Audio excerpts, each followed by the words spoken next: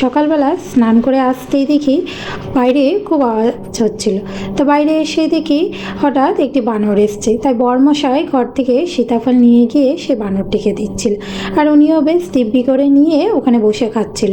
আর এইদিকে মেয়েকে দেখে মানে নামার জন্য খুব ব্যস্ত হয়ে গেছিলো কোল থেকে, যেহেতু ওনার কাছে যাবে ডাকছিল, কিন্তু কি করবে, সে কিন্তু আর আসছিল না। তাই বরমশাইয়ের আবার ইচ্ছে হলো আরেকটি সীতাফল দেবে, তাই এবার কিন্তু আর চালের উপর ওঠেনি, ওখানে বসেই খাচ্ছিল। তা দেখি কিছুক্ষণ পরে ইনি একা নন, ইনার সাথে আবার ইনার একটি সঙ্গীও আছে। তাই এখানে কাকিমা ঘর থেকে কিছু রুটি নিয়ে দিচ্ছিল, সাথে সাথে বরমশাইও গেলে।